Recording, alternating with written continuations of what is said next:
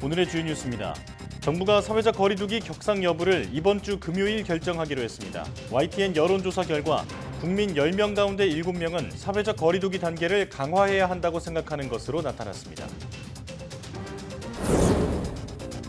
LG전자가 26년 만에 모바일 사업을 완전히 접기로 했습니다. LG전자는 지속적인 사업 부진으로 영업을 중단하게 됐다면서 핵심 사업에 역량을 집중하고 사업 구조를 개선할 것이라고 밝혔습니다. 전 세계적으로 4차 대유행 우려가 나오는 가운데 미국에서 이미 4차 유행이 시작됐다는 경고가 나왔습니다. 변이 바이러스 확산이 가파른 브라질에선 누적 사망자가 6월 말이면 60만 명에 육박할 것이란 분석이 나왔습니다. 코로나19로 문을 닫았던 뉴욕 브로드웨이가 1년여 만에 이벤트성 공연을 재개했습니다. 코로나 여파로 정원의 3분의 1만 허용한 건데 극장들은 수지 타산을 맞추기 위해 정원의 100%가 허용돼야 공연을 재개하겠다는 입장입니다. 지방이라고 하면 비만의 주범이라고 생각하기 쉬운데요. 하지만 종류에 따라 몸에 꼭 필요한 지방도 있습니다. 잠시 뒤 내 몸 보고서에서 몸에 좋은 지방과 나쁜 지방에 대해 자세히 알아봅니다.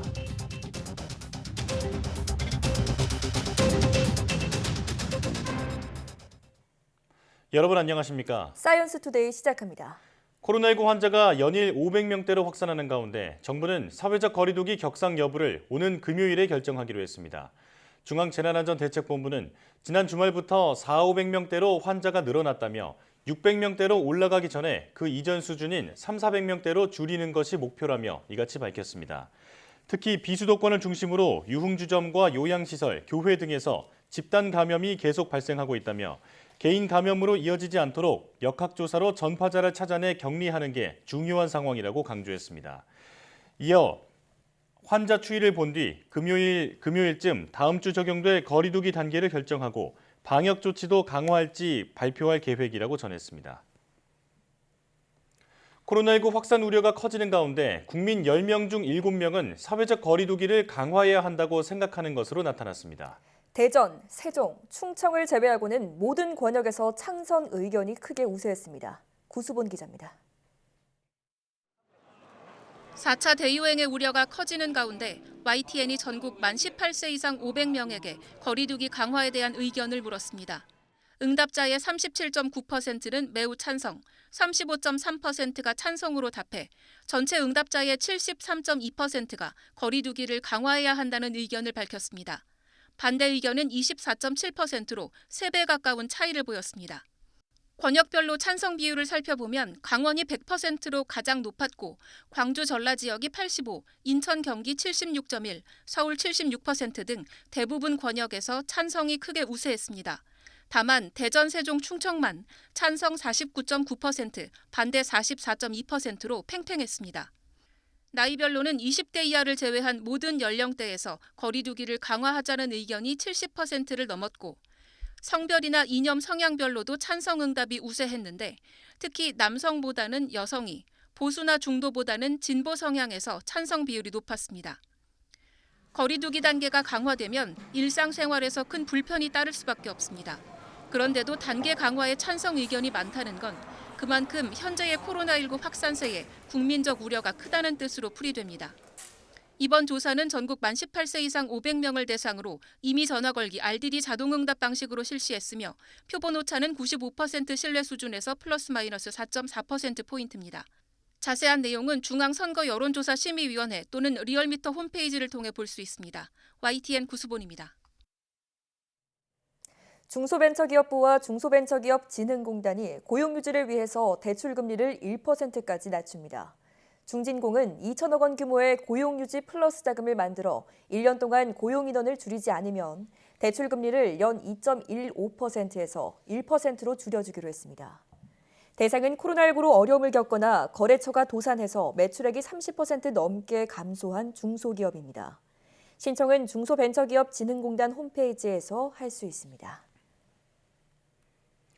LG전자가 26년 만에 모바일 사업을 완전히 접기로 했습니다.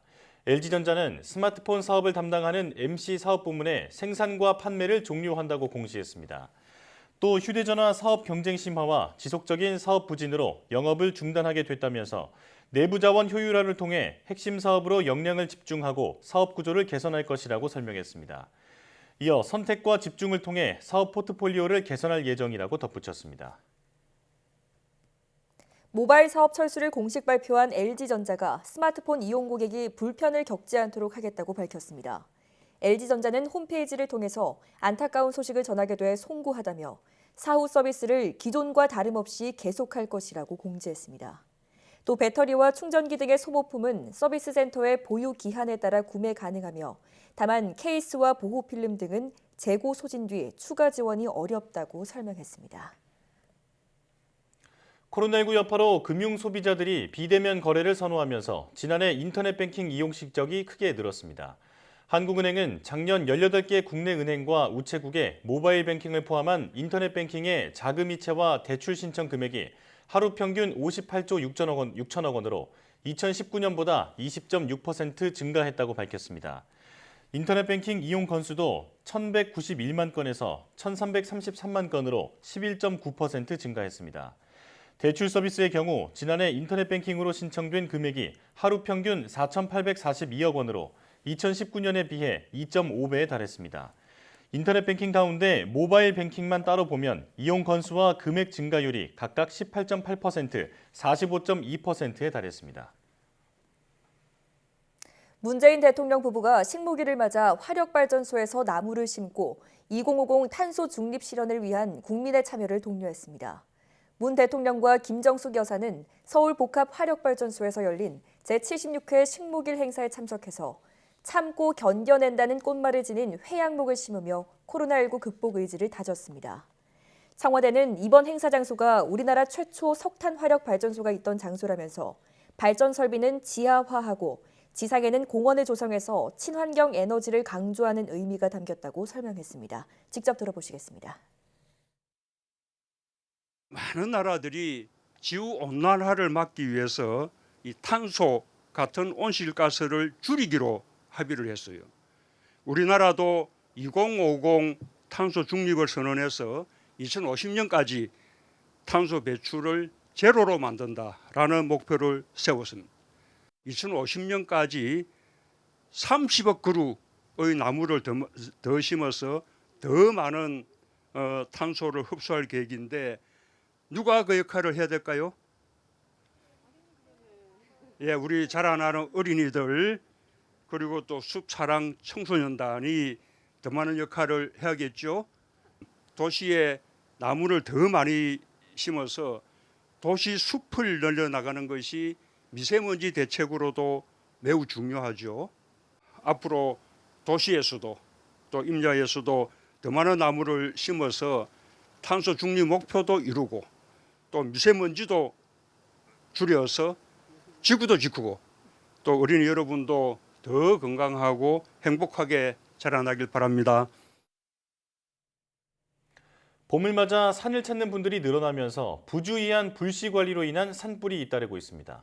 특히 건조하고 바람이 강한 봄철에는 대형 산불로 번질 위험이 큰 만큼 지상과 공중에서 대대적인 감시 활동이 펼쳐지고 있습니다. 송세혁 기자가 취재했습니다.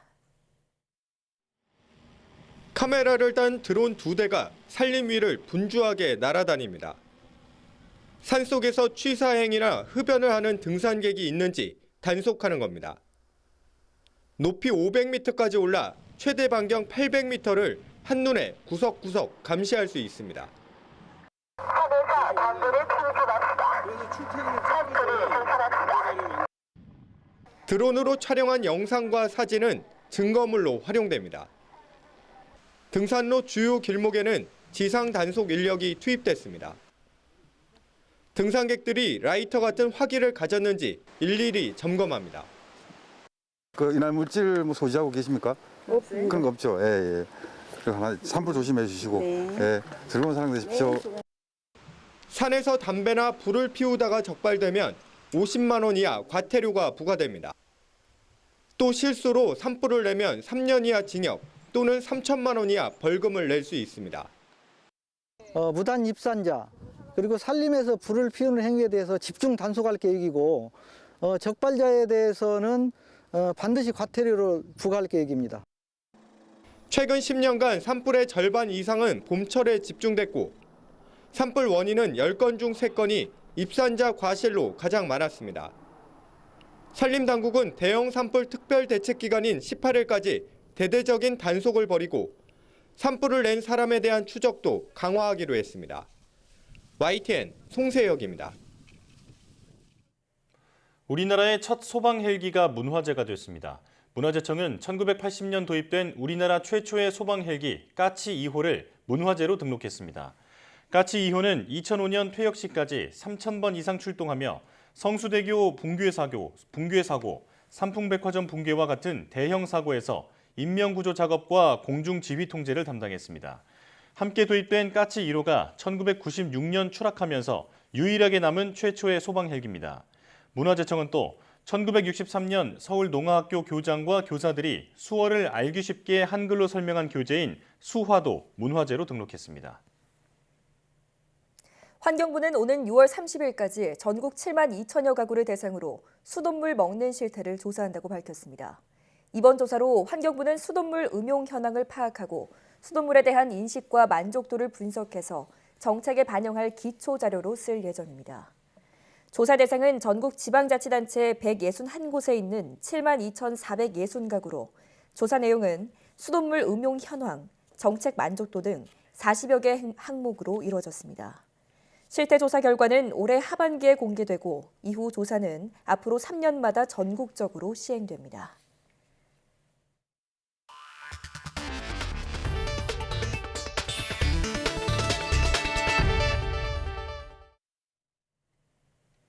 최근 세계적으로 코로나 재확산 추세가 뚜렷한 가운데 미국에서도 4차 유행이 시작됐다는 경고가 나오고 있습니다. 미네소타 대학 감염병 연구 정책센터 마이컬 오스터홀름 소장은 4일 NBC 방송에 출연해 미시간주에서 하루 신규 확진자가 8,400명에 달한다며 중서부를 중심으로 지금 4차 유행이 시작되고 있는 것 같다고 말했습니다. 백악관의 코로나 대응팀 고문이기도 한 오스터홀름 소장은 특히 백신을 접종하지 않은 30대에서 50대 사이의 환자가 증가하고 있다고 밝혔습니다. 인터넷 매체 악시오스는 지난달 23일부터 30일까지 미국에서 일주일간 하루 평균 신규 확진자가 전주보다 17% 늘어난 6만 3천 명에 달한다고 보도했습니다.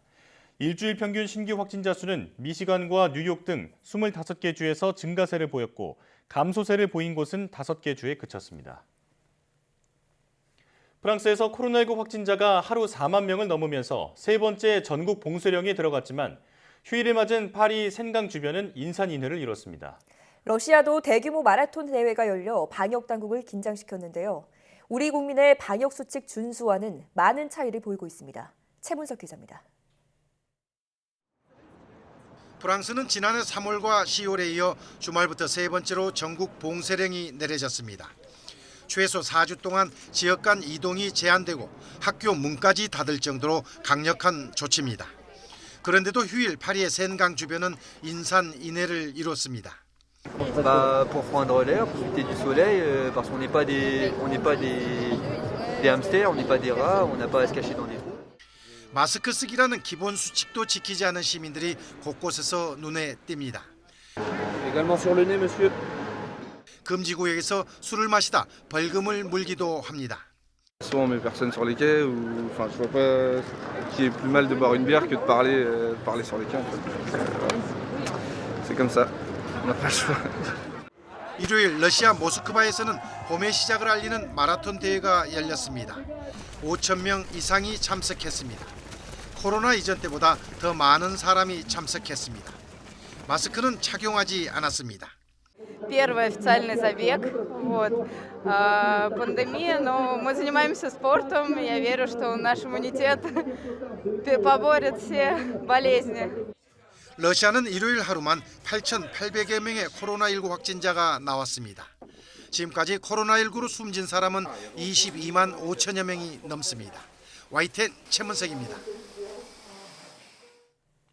코로나19 사태가 악화하는 브라질에서 누적 사망자가 6월 말에 60만 명에 육박할 가능성이 있다는 분석이 나왔습니다. 브라질 언론에 따르면 미국 워싱턴대 의과대학 보건계량 분석연구소는 현재 상황이 그대로 이어지는 것을 전제로 오는 6월 말까지 누적 사망자를 56만 2,863명으로 예상했습니다. 연구소는 봉쇄와 마스크 착용 등 방역 조치가 효과적으로 시행되고 백신 접종이 순조롭게 이루어지는 등 긍정적인 시나리오에서는 50만 7천여 명으로 전망하면서 반대로 최악으로는 59만 7천여 명에 달할 것으로 추산했습니다. 또 4월에만 사망자가 10만 명에 달할 수 있다고 연구소는 내다봤습니다. 코로나19로 극장 문을 닫았던 뉴욕 브로드웨이에서 1년여 만에 첫 공연이 열렸습니다. 네, 짧은 이벤트성 공연이었지만 관객들에겐 코로나19의 긴 터널을 지나 그 끝에 작은 불빛을 볼 수 있는 기회였습니다. 이동헌 기자가 전해드립니다. 지난 주말 미국 뉴욕 브로드웨이의 네온 사인에 다시 불이 들어왔습니다. 지난해 3월 브로드웨이의 41개 극장이 코로나19로 공연을 중단한 지 387일 만에 첫 공연입니다. 정식 공연은 아니었습니다. 뉴욕주가 지난 2일부터 정원의 3분의 1 이내에서 공연과 이벤트를 허용한 데 따른 이벤트입니다. I love theater. I can't explain it. It's just when I have tickets to a show, it lifts my whole day. 배우 네이선 레인과 탭 댄서 세비언 글로버의 공연은 36분간 이어졌습니다.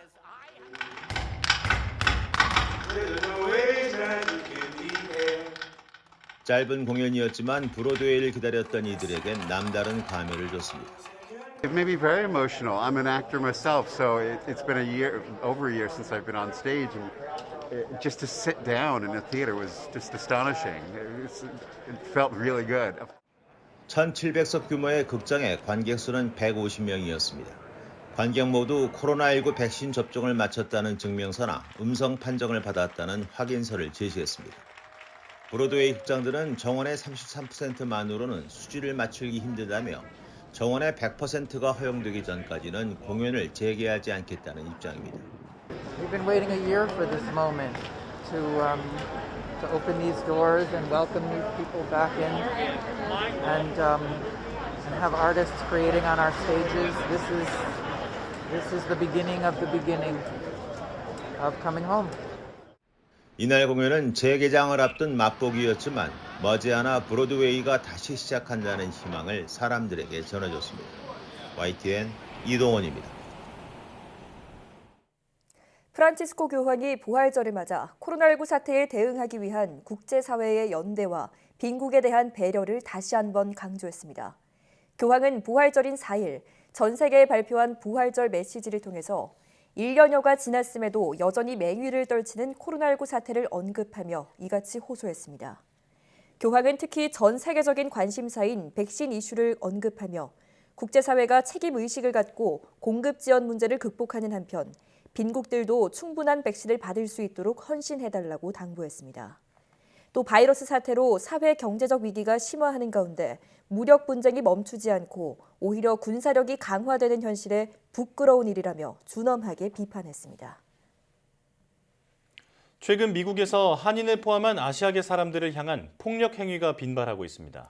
실제로 뉴욕 경찰에 접수된 아시아계 대상 증오범죄 건수는 지난해와 올해 특히 급증한 것으로 나타났습니다. 박상남 기자의 보도입니다. 뉴욕타임스는 현지 시간 4일자 보도에서 뉴욕 경찰에 신고된 아시아계 대상 증오범죄가 2019년엔 3건에 불과했던 것이 지난해엔 28건으로 급증했다고 전했습니다. 특히 올해의 경우 현재까지 지난해 전체 신고 건수보다 많은 35건이 뉴욕 경찰에 신고된 것으로 나타났습니다. 이 신문은 증오범죄의 경우 일반적으로 경찰에 신고되는 경우가 적어 실제 발생 건수는 이보다 훨씬 더 많을 것으로 분석했습니다. And also, Asian American has always been, they have a tendency of not reporting these crimes. 뉴욕타임스는 미국 전역의 언론 보도를 자체 분석한 결과 지난해 3월부터 현재까지 110건 이상의 아시아계 대상 증오범죄가 발생했다고 전했습니다. 이 신문은 이 수치가 명확하게 아시아계를 겨냥한 범죄만 집계한 것이라면서 이 가운데 절반은 범행 과정에서 중국으로 돌아가라와 같은 아시아계에 대한 명백한 차별 발언이 함께 이루어졌다고 설명했습니다. 특히 뉴욕이나 보스턴의 경우 아시아인을 제외한 다른 인종에 대한 증오범죄는 오히려 감소한 것으로 나타났습니다. 아시아계 소유의 주택이나 사업장에 인종차별적인 낙서를 남기는 범죄도 적지 않았습니다. 지하철역에서 모든 중국인들을 죽여라와 같은 낙서가 발견되기도 했다고 신문은 전했습니다. 이 신문은 아시아계 대상 증오범죄 급증과 관련해 도널드 트럼프 전 대통령이 코로나19를 중국 바이러스로 부르면서 아시아계에 대한 반감을 확산시켰다고 지적했습니다. YTN 박상남입니다. 한국과 일본, 중국 시민학술단체들이 국제적인 비판을 사고 있는 램지어 교수의 위안부 논문을 철회해야 한다는 공동성명을 발표했습니다. 한국의 아시아평화와 역사교육연대, 일본의 어린이와 교과서 전국 네트워크 21, 그리고 중국 상하이 사범대 중국 위안부 문제 연구중심 등 3개 단체가 발의한 이번 성명에는 3개국에서 모두 36개 단체가 동참했습니다. 성명에 동참한 단체들은 화상 기자회견에서 램지어 교수 논문은 위안부 강제 동원과 인권유린 사실을 증명하는 많은 증거와 증언을 무시하고 있다며 이는 일본의 전쟁 책임을 부정해온 세력들이 오래전부터 주장해온 것과 같다고 비판했습니다. 이 단체들은 또 램지어 교수가 다른 논문을 통해 1923년 관동 대지진 때 벌어진 일본인에 의한 조선인 학살을 부정하고 또 다른 논문에선 제1조선인 등 일본 내 소수 집단에 대해 차별적인 인식을 드러냈다고 평가했습니다. 배우 윤여정이 아카데미 연기상 부문의 바로미터로 알려진 미국 배우조합상에서 여우조연상을 받으며 오스카 수상에 성큼 다가섰습니다. 윤여정은 한국 시각으로 5일 오전 10시에 열린 미국 배우조합상 시상식에서 더 파더의 올리비아 콜맨, 힐빌리의 노래 글렌 클로즈 등 쟁쟁한 후보들을 제치고 수상의 영광을 안았습니다. 미국 배우조합상은 영화와 TV에 출연 중인 아카데미 회원 배우들이 동료들에게 주는 상으로 오스카 수상과 거의 일치해서 연기상 부문의 바로미터로 알려져 있습니다. 윤여정은 이달 25일 열리는 오스카 시상식에서 마리아 바카로바와 글렌 클로즈, 올리비아 콜맨, 아만다 사이프리드와 경쟁을 벌입니다.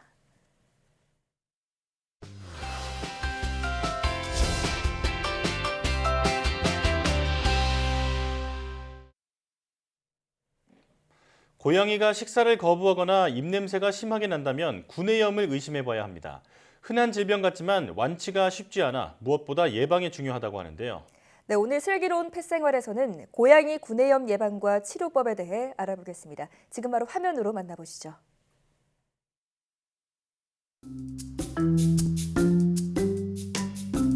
반려동물로 사랑받는 고양이. 그런데 고양이들에게 자주 발생하는 질병이 있다고 합니다. 허피스, 호흡기에 엄청 안 좋아요. 그러니까 짧은 노생 동안 안 아파본 적이 단 하루가 없을 정도로. 방치하면 위험한 고양이 구내염의 치료와 예방법. 슬기로운 펫생활에서 만나봅니다. 지난 겨울, 마음 따뜻해지는 소식이 있다고 해서 이곳을 찾았는데요.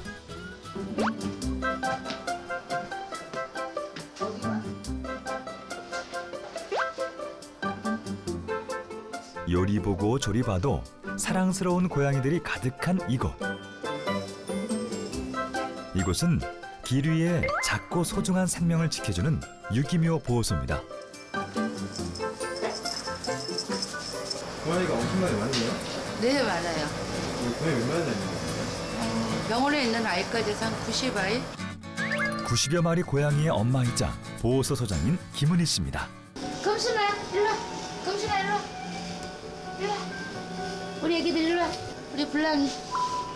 그저 사랑만 받고 자랐을 것 같은 모습과 달리 각자의 사정과 사연으로 보호소에 들어오게 된 아이들. 은희 씨에겐 모두가 아픈 손가락입니다. 보통 위급한 상황에서 치료를 요하는 아이들도 있고요. 또 유기된 아이들. 좀 사람의 손길이 필요한 아이들이 다 여기서 살아요. 다 사연이 있어요. 고양이가 다 이렇게 막 누워있어요. 보니까 편한가 봐요, 되게. 네. 포근하고 따뜻하고. 이곳엔 구조 후 당장 입양을 보낼 아이들보다 관리가 필요한 아이들이 더 많다고 하는데요. 그중 신바는 더욱이 손이 많이 가는 아이라고 합니다. 싫어할 것 같은데 가만히 있네요? 기분에 따라서 달라요. 우리 심판은. 그래도 구조되기 전 모습에 비해 많이 좋아진 모습. 종이 천우죠. 네, 미스터우라고 면목동에서 여름에 구조였는데 와서부터 허피스에 뭐 호흡기에 엄청 안 좋아요. 그러니까 짧은 노생 동안 안 아파본 적이 단 하루가 없을 정도로 여기 수술했어요. 누군가로부터 버려지고 상처받은 아이들을 구조해 치료하고 무한한 사랑을 주기까지. 힘든 과정임에도 은희 씨는 왜 유기묘 구조를 멈추지 않는 걸까요? 왜냐면 아이들 사연 들으면은 데리고 올 수밖에 없잖아요. 근데 이제 저희는 여기 아이들이 이미 90아이나 있고 모든 면에서 좀 열악하니까, 그리고 정말 손길이 필요한 아이를 지금 이런 작은 인원으로 하기가 그렇게 쉽지가 않아요. 구조 후 관리까지 90여 마리의 아이들을 돌보기엔 열악한 환경. 그럼에도 아이들 하나하나 소홀히 대하지 않고 건강을 회복하도록 최선을 다하는 은희 씨. 하지만 노력만으론 아픈 아이들 전부를 치료해 줄 수는 없었습니다. 뭐 너무 급한 애들을 치료하다 보니까 이제 구내염하고 여기 이제 조직 검사를 좀 하고 싶어서 오늘도 또 병원 갈 일이 있습니다. 3년 전 구조 당시 학대로 인해 한쪽 눈을 잃은 마망이. 최근 구내염을 앓고 있어 병원 방문이 시급하다는데요. 구내염 있으니까 여기 털을 그루밍을 못해서 이렇게 뭉쳐요. 이런 데가 이렇게. 구내염 있는 아이들은 육안으로 확인이 돼요. 마망이의 아들 가바나 역시 병원 검진이 필요하다고 합니다. 병원 방문이 쉽지 않지만 구내염을 앓고 있는 아이들을 위해 반드시 필요한 검진.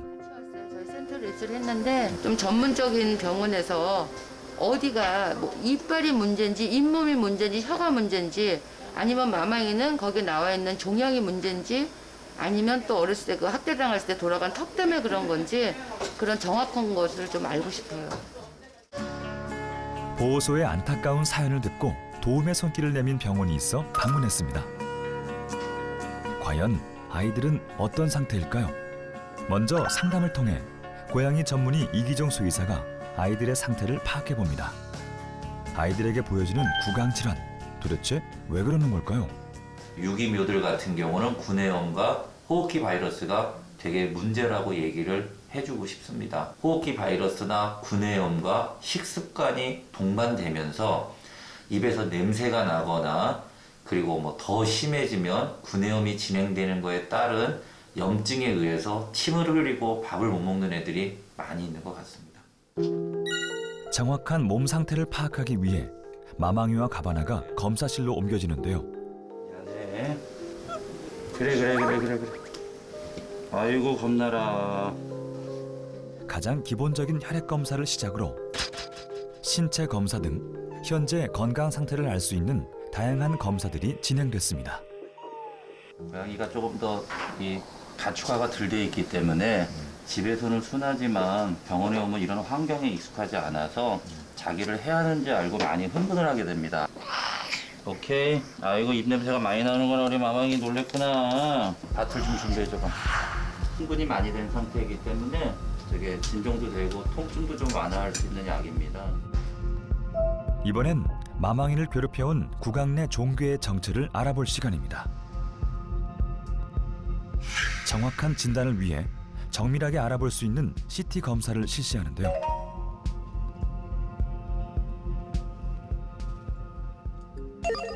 결과를 정확히 판독해 질병을 진단하기 위해 영상진단센터에 영상 전문의 선생님이 나섰습니다. 과연 마망이의 상태는 어떤 걸까요? 영상에서는 악성 종양이라고 판정할 수 있는 근거는 없습니다. 종괴가 이빨을 뭐 놓거나 치조골을 놓거나 그런 건 없고요. 뼈는 깨끗합니다. 그런데 비강 안에 염증성 삼출물이 가득 차 있고요. 이빨은 비교적 나쁘진 않아요. 왼쪽. 마망이를 위해 병원 내 많은 수의사들의 협진이 이어졌습니다. CT 검사 결과 악성 종양이 아닌 걸로 나왔지만 혹시 모를 위험을 대비해 세포학 검사를 실시해 보는데요. 우리가 생각하는 것보다 더 큰 문제이지 않을까 싶어서 지금 종양의 어떤 성향을 먼저 보기 위해서 세포 검사라고 하는 걸 먼저 했고요. 검사를 통해 종괴가 염증에 의한 것인지 종양인지를 판단할 수 있다는데요. 결과는 어떤가요? 일단 세포 검사에서는 암이 의심되는 상황은 아닌데요. 지금 여기 보시면은 이렇게 관찰되는 세포들이 염증 세포인데요. 이런 세포들이 주로 관찰되기 때문에 염증 세포인이라 말을 해줄 수 있는 거고요. 다행히 마망이의 종괴는 염증에 의한 것으로 우려와 달리 상태가 양호했습니다. 혈압이 떨어지거나 그럴 수 있어서 먼저 링거를 좀 맞춰주는 거예요.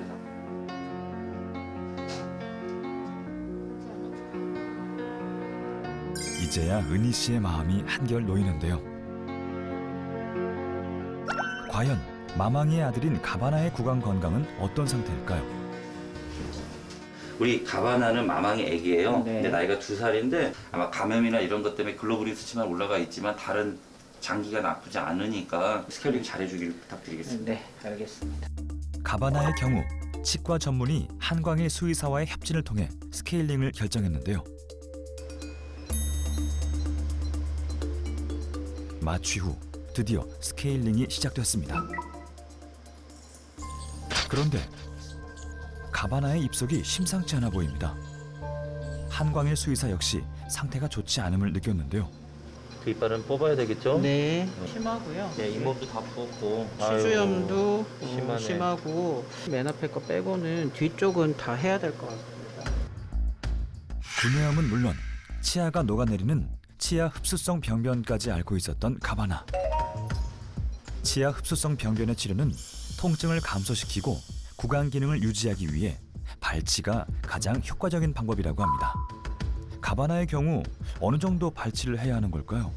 마취 후에 구강 한해를 봤을 때 많이 부어 있고 빨갛게 돼 있고, 그리고 이제 그 치아 쪽에는 치아 흡수성 병변이라고 치아가 녹는 게 있습니다. 그런 부분들이 많이 보여서 치과 방사선 촬영 후에 필요한 부분 송곳니 뒤쪽으로 발치를 실시했고요. 가바나의 수술을 처음부터 다 지켜본 은희 씨의 마음이 다소 무거워집니다.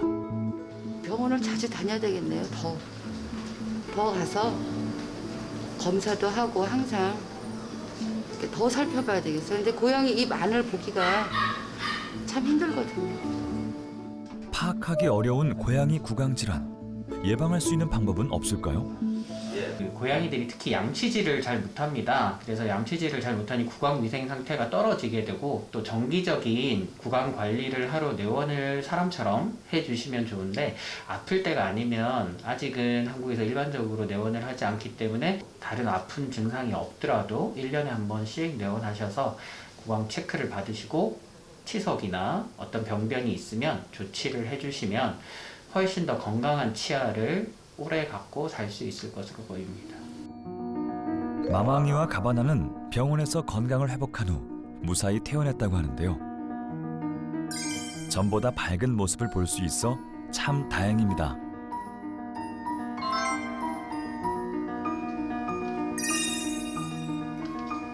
아이들이 좀 오니까 안정이 되네요, 그래도 이제. 다르죠? 눈빛이. 집에 오면 좋죠. 얘네들은 그 낯선 곳에 가서 얼마나 힘들었어. 이제 집에 오면 그래서 약 잘 먹고 밥 잘 먹고.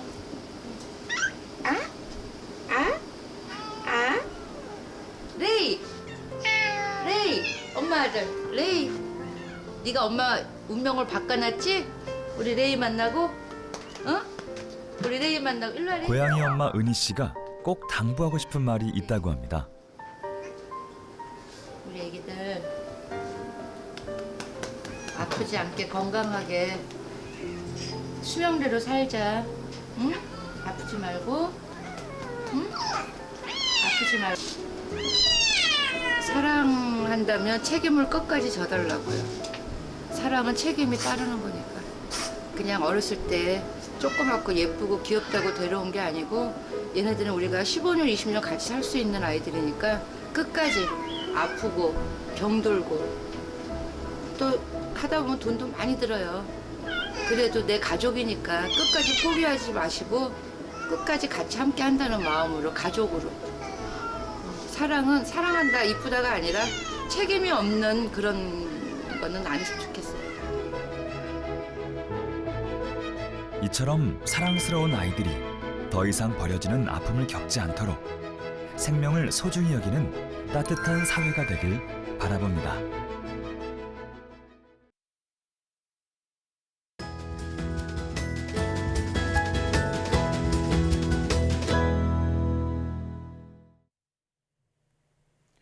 지방은 탄수화물, 단백질과 함께 우리 몸에 꼭 필요한 영양소입니다. 그런데 어떤 지방을 먹느냐에 따라 건강에 이로울 수도 해로울 수도 있다고 하는데요. 네, 건강에 좋은 지방은 무엇이고 또 어떤 식품에 풍부하게 들어있는지 오늘 내 몸 보고서에서 알아보겠습니다. 인제대 서울백병원 가정의학과 허양임 교수와 함께합니다. 어서 오십시오. 안녕하세요. 네, 안녕하세요. 자, 우리가 먹는 대표적인 지방을 꼽자면 포화지방, 불포화지방, 그리고 트랜스지방이 있는데요. 단순하게 포화지방과 트랜스지방은 몸에 나쁘고 불포화지방은 좋다 이 정도만 알고 있는데 지방에 대해서 좀 더 자세히 알려주시죠. 네, 지방은 일단 나쁜 지방과 좋은 지방으로 나눌 수 있는데요. 네. 나쁜 지방에는 포화지방산과 트랜스지방산이 있습니다. 또 좋은 지방에는 단일 불포화지방산과 다가 불포화지방산이 있다고 보시면 되고요. 먼저 포화지방산은 유제품이나 육류제품, 그러니까 소고기, 돼지고기 같은 동물성 식품에 많이 들어있고 실온에서 고체로 존재합니다. 총 콜레스테롤이나 혈관 건강을 해치는 저밀도 콜레스테롤을 증가시키는 효과가 있고요. 트랜스지방산은 주로 튀김이나 구운 제품, 가공식품에 많이 들어있으면서 역시 실온에서 고체로 존재합니다. 이 트랜스지방산은 특히 혈관 청소부 역할을 하는 저밀도 콜레스테롤을 감소시켜서 포화지방산보다 건강에 더 해롭다고 알려져 있습니다. 반면에 불포화지방산은 단일과 다가 불포화지방산으로 나뉠 수 있는데 주로 식물성 기름이나 견과류, 씨앗류 같은 식물성 식품에 많이 들어있습니다. 실온에서는 액체로 존재하고요. 이 불포화지방산은 우리 몸의 세포막을 형성하고 또 뇌에 가장 많이 분포되어 있다고 보시면 됩니다. LDL 콜레스테롤 수치를 떨어뜨려서 혈액순환도 돕고 또 염증을 완화하는 효과가 있기 때문에 혈관 질환을 예방하는 데 도움을 준다고 알려져 있습니다. 부족할 경우에는 건망증이나 우울증, 과잉행동장애 같은 것이 나타날 수도 있다고 하는데요. 그래서 이 불포화지방산은 우리가 착한 지방이라고 부르는 거고요. 근데 이 불포화지방산은 체내에 합성이 안 되기 때문에 반드시 외부 음식을 통해서 섭취해야 됩니다. 네, 먹으면 독이 되는 지방이 있고 또 득이 되는 지방이 있어서 잘 알고 먹는 게 중요한데요. 그런데 착한 지방이라고 부르는 불포화 지방의 경우 오메가3와 오메가6 지방으로 나뉜다고 들었습니다. 어떤 차이가 있는 건가요? 네, 일단은 불포화지방산은 크게 오메가3 지방산과 오메가6 지방산 이 두 가지가 특히 합성이 되지 않기 때문에 꼭 먹어야 되는 지방산인데요. 이 오메가3는 꽁치나 고등어, 연어 같은 등푸른 생선이나 견과류, 푸른색 채소에 풍부하고요. 또 오메가6 같은 경우는 해바라기 씨유나 콩기름, 옥수수 기름 같은 식물성 기름에 많이 들어있습니다. 오메가3가 부족할 경우에는 세포가 경직되고 염증이 쉽게 생기고 오메가6가 부족한 경우에는 모발의 성장이나 피부 세포에 문제가 생길 수 있습니다. 따라서 어느 한 종류의 지방산을 지나치게 많이 먹기보다는 이 두 지방산이 균형적으로 섭취해서 균형적으로 존재해야 되는데요. 점점 식사 형태가 서구화가 되면서 오메가3 섭취가 적어지고 있는 게 좀 문제가 됩니다. 특히 우리나라 사람들이 쉽게 이용할 수 있는 식품에는 이제 들기름이 있는데 이 들기름에는 약 60% 정도가 넘는 오메가3가 들어있어서 들기름을 많이 이용하면 오메가3의 섭취량을 늘릴 수 있습니다. 또 냉이나 아욱, 케일, 미나리 같은 잎이 많은 채소 역시 식물성 오메가3가 들어있어서 섭취를 많이 하시는 게 좋습니다. 하지만 아무리 몸에 필요한 필수 지방산이라 하더라도 총 열량의 10% 이상을 섭취할 경우에는 콜레스테롤이 증가하기 때문에 심혈관계 질환 발생이 높아질 수 있어서 고지혈증이나 당뇨 같은 심혈관계 질환이 있는 분들은 과다 섭취 않는 것도 중요하겠습니다. 그렇군요. 아무리 몸에 좋은 지방이라 하더라도 과유불급이다. 이렇게 정리할 수 있겠습니다. 자, 그런데 흔히 나쁜 지방으로 알고 있는 그 트랜스 지방도 사실은 불포화 지방의 일종이라고 들었거든요. 근데 이게 왜 몸에 해로운 건가요? 네, 트랜스 지방은 식품의 운송이나 저장을 용이하기 위해서 액체 상태를 지방을 고체 상태로 만들면서 생겨나는 지방인데요. 즉 식품의 가공 과정에서 만들어지는 지방입니다. 불포화 지방의 일종인데 포화 지방보다 인체에 더 해롭습니다. 그 이유는 몸속에 들어오면 불포화 지방을 밀어내고 그 자리를 차지하기 때문인데요. 콜레스테롤 수치를 높여서 동맥경화나 이상지질혈증 같은 각종 혈관 질환을 일으킬 수도 있고요. 위암이나 대장암 같은 질환도 유발한다고 알려져 있습니다. 네. 그러니까 정리를 하자면 액체 상태인 불포화 지방을 고체로 가공하는 과정에서 이런 트랜스 지방이 생겨나는데 이 트랜스 지방이 건강에 적이라는 말씀이신 거죠. 최대한 멀리하는 게 좋겠지만 그래도 허용치를 좀 정해 보자면 하루에 어느 정도까지만 섭취하는 게 안전할까요? 트랜스 지방은 사실 한 번 체내에 들어오면 쉽게 배출이 되지 않아서 되도록 섭취하지 않는 게 안전합니다. 사실 그래서 우리나라도 2007년부터 모든 가공식품의 트랜스 지방 함량을 표기하도록 했고요. 대표적인 트랜스 지방이 함유된 식품은 마가린, 케이크, 도넛, 튀긴 감자, 팝콘, 비스킷 같은 것이 있고요. 또 튀기는 횟수가 늘어날수록 트랜스 지방 함량이 증가합니다. 따라서 튀긴 기름은 5회 이상 재사용하지 않는 것이 좋겠고요. 트랜스 지방 섭취를 줄이려면 가공되지 않은 자연식품으로 먹고 지방 섭취를 좀 잘 제한하는 게 좋습니다. 기름기가 많은 음식을 먹다 보면 그 속에 트랜스 지방 함량이 높아졌을 가능성이 있기 때문입니다. 자, 이 트랜스 지방은 배출이 쉽지 않기 때문에 최대한 먹지 않는 게 좋다. 이렇게 말씀을 해주셨는데요. 자, 그러다 보니까 그 트랜스 지방을 이제 많은 분들이 그 함량을 좀 챙겨서 드시기 시작했는데 이 그 영양 성분표 같은 걸 보면 트랜스 지방 함량이 0g으로 적혀 있는 경우도 있거든요. 이러면 괜찮은 건가요? 네, 가공 말씀을 드릴게요. 좋은 질문 해주셨고요.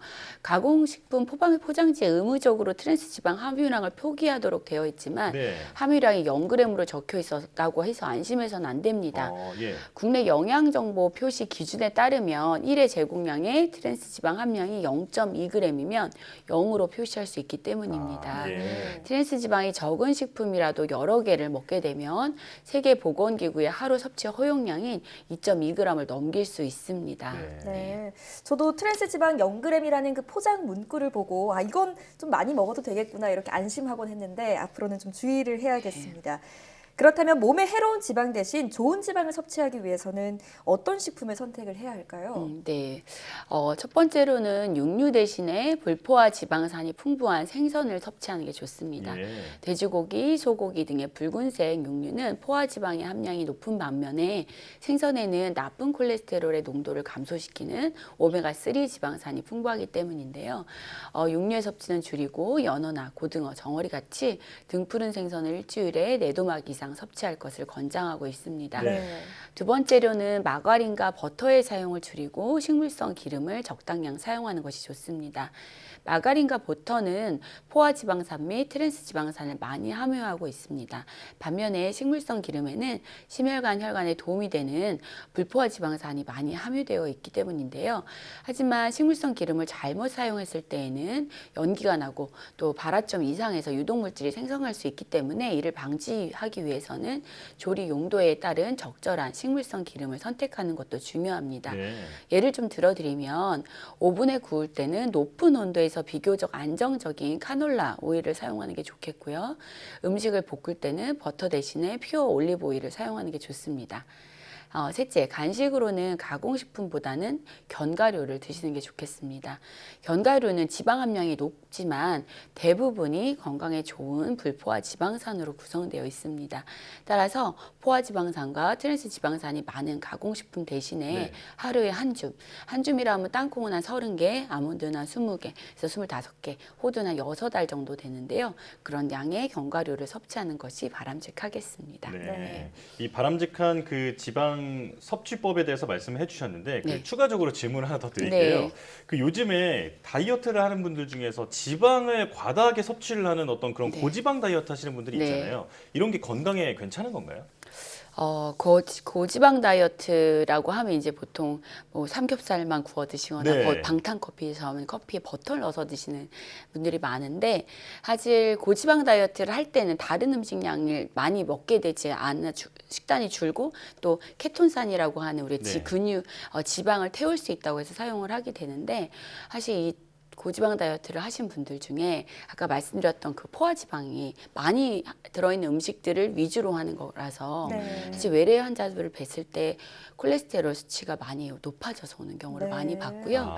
사실 우리가 지방만으로 음식을 섭취하게 되면 충분한 우리 뇌에 공급해야 되는 당 같은 탄수화물이 빨리 만들어지지 않기 때문에 실제 무기력하고 기운이 없거나 하는 증상도 있을 수가 있고 또 장기적으로 오래 지속하기는 좀 어려운 방법이라고 할 수 있겠습니다. 전 지방 그 고기를 먹으면 힘이 난다고 생각해서 이런 고지방 다이어트를 하면 오히려 활력이 넘칠 줄 알았는데 반대로 무기력해질 수도 있다. 그렇죠. 우리는 반드시 단백질, 탄수화물, 지방을 균형 있게 드셔야 되고요. 보통 탄수화물을 50에서 60%, 지방은 10에서 15% 정도 섭취 원장으로 권고하고 있습니다. 그렇군요. 네. 오늘 이 건강한 지방 섭취법에 대해서 말씀을 들어봤는데 그 조언을 들어보니까 충분히 맛있게 먹으면서도 몸에 좋은 지방들을 잘 챙길 수 있겠다 이런 생각이 듭니다. 생선과 식물성 기름 그리고 또 견과류 간식이라고 하셨는데요. 이 부분 잘 기억해야겠습니다. 지금까지 인제대 서울백병원 허양임 교수와 함께했습니다. 오늘 말씀 고맙습니다. 네, 감사합니다.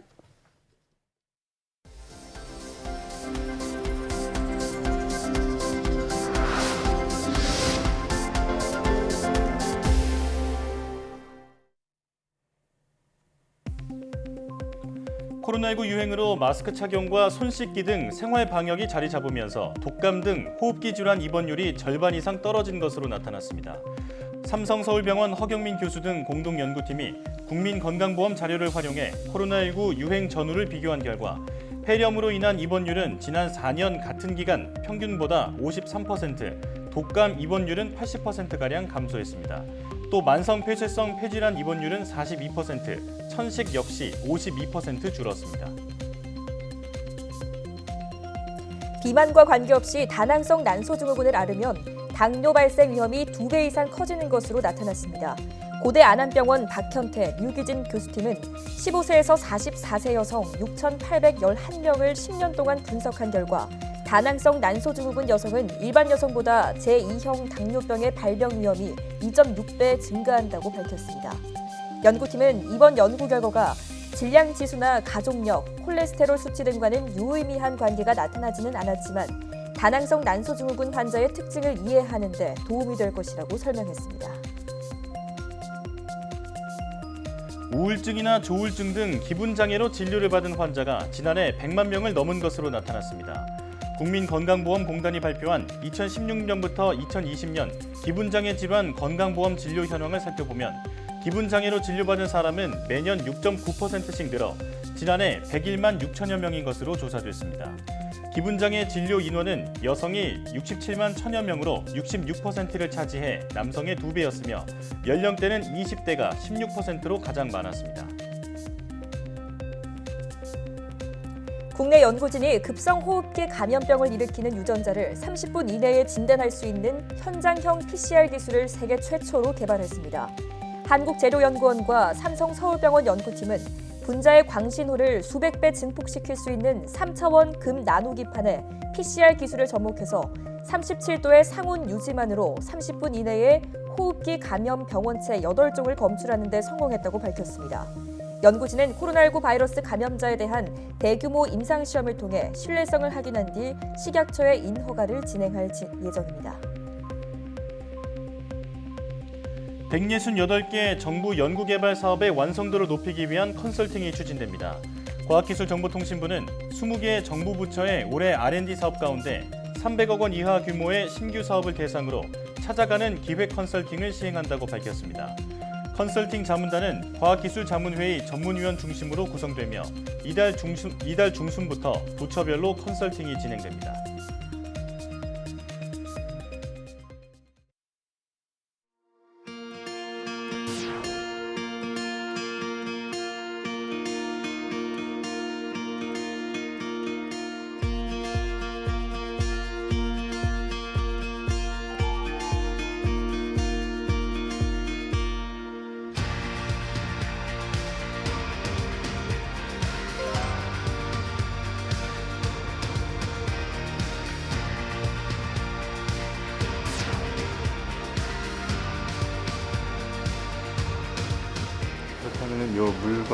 물품의 이력이 이렇게 쭉 나오고